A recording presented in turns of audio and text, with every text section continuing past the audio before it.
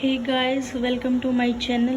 This is Riya और आज हम आगे बात करने वाले हैं जनरल फार्माकोलॉजी में फार्माकोकाइनेटिक्स में हम आगे बढ़ने वाले हैं। जैसा कि मैंने आपको पिछली वीडियो में बताया था कि फार्माकोकाइनेटिक्स में 4 चीज़ें आती हैं: एब्जॉर्प्शन, डिस्ट्रीब्यूशन, मेटाबॉलिज्म और एक्सक्रीशन। आज हम सिर्फ एब्जॉर्प्शन पे बात करने वाले हैं, तो आज का टॉपिक है एब्जॉर्प्शन। तो आप सब एंड तक वीडियो देखें और मुझे पूरा यकीन है कि आपको चीज़ें कुछ हद तक क्लियर हो जाएंगी और आप अच्छा कर पाएंगे अपने एग्ज़ाम्स वगैरह में। तो शुरू करते हैं एब्जॉर्प्शन से।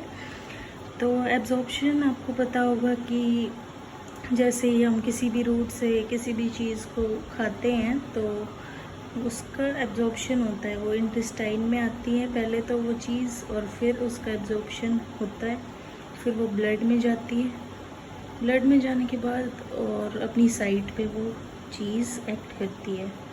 तो बस इसी बेसिस पे अब हम आगे बात करते हैं। सपोज़ कि हमने किसी भी रूट से ड्रग ले ली है तो वो फिर हमारे इंटेस्टाइनल ल्यूमन के पास जाएगी और इस तरीके से फिर बाकी चीज़ें आगे होंगी।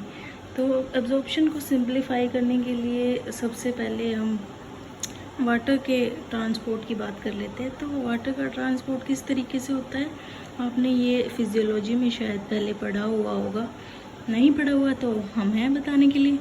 तो वाटर क्या कंसंट्रेशन ग्रेडियंट से होता है, जिधर भी वाटर ज़्यादा होगा और वो मूव करेगा हाई कंसंट्रेशन से लो कंसंट्रेशन की तरफ। किस चीज़ की हेल्प से? एक्वा पोरिन की हेल्प से।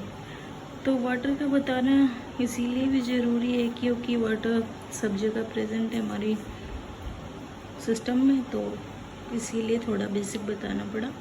तो आगे बात करते हैं कि कोई ड्रग है डी नाम से और वो लिपिड सोल्यूबल है।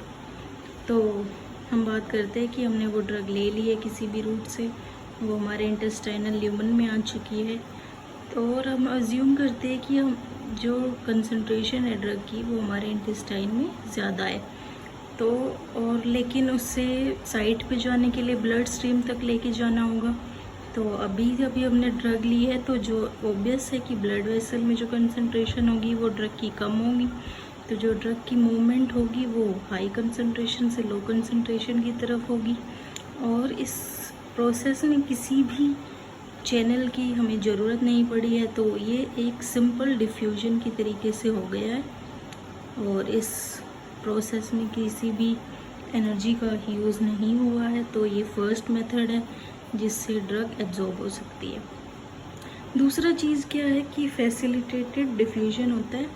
अगर सेम ही चीज़ है कि इंटेस्टाइन में ड्रग की कंसंट्रेशन ज़्यादा है और ब्लड वेसल में कम है, लेकिन अब यहाँ चीज़ क्या हो गई है कि अब जो ड्रग को चाहिए कि वो लिपिड इनसोल्यूबल तरीके की है कि अब वो मेम्ब्रेन में से पास नहीं कर पाएगी।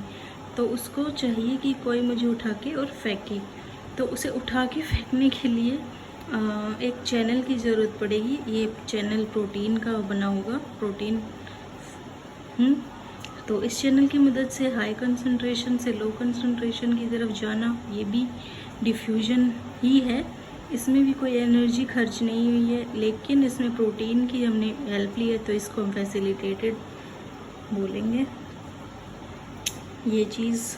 उसके बाद फिर हम बात करते हैं कि जैसे हमने पहले से ही दवाई ली हुई है मान लेते हैं, तो उसकी वजह से हमारे ब्लड में, ब्लड वेसल्स में या पूरे ब्लड में ड्रग की कंसंट्रेशन ऑलरेडी ज़्यादा है, लेकिन हमने फिर भी ड्रग कुछ बची हुई है इंटेस्टाइन में, ल्यूमन में। तो सारी की सारी ड्रग यूटिलाइज होनी चाहिए। तो थोड़ी सी लो कंसंट्रेशन से हाई कंसंट्रेशन में जाने के लिए अब हम सिंपली डिफ्यूजन तो नहीं होगा क्योंकि वहाँ पर कंसंट्रेशन ग्रेडियंट एब्सेंट है, लेकिन ट्रांसपोर्ट तो करनी होगी। तो फिर हम हेल्प लेंगे प्रोटीन चैनल की। ये फैसिलिटेटेड वाले से अलग प्रोटीन चैनल होगा, ये सेम नहीं है। तो इस प्रोसेस में ड्रग का ऐसे ट्रांसपोर्ट होना लो से हाई, ये एक एक्टिव ट्रांसपोर्ट के तरीके से है। एक्टिव ट्रांसपोर्ट हम देखते हैं, एक तो सोडियम ग्लूकोज ट्रांसपोर्टर SGLT कई टाइप्स के होते हैं, आपको पता होगा। और एक्टिव ट्रांसपोर्ट हम देखते हैं फॉस्फोग्लाइकोप्रोटीन पम्प्स में भी होता है ये चीज़। तो अब हम फॉस्फोग्लाइकोप्रोटीन पम्प की बात करते हैं, उसमें चीज़ें थोड़ी अलग होती हैं।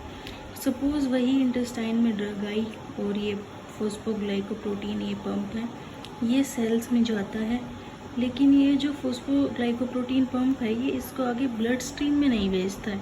ये क्या करता है, ये इसको वापस फेंक देता है इंटेस्टाइनल ल्यूमेन, ये एब्जॉर्ब ही नहीं होने देता, ये एब्जॉर्प्शन को रोक देता है। तो इस तरीके से ये ड्रग जो है यहीं पड़ी रहती है, ये ब्लड स्ट्रीम में नहीं जाती और अपना एक्शन नहीं कर पाती।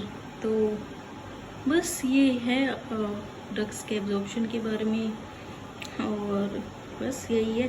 और कुछ आपको इम्पोर्टेंट पढ़ना होगा कि कौन सी ड्रग्स इसको एक्टिवेट करती है, इस पंप को, कौन सी ड्रग इसको इनहिबिट करती है।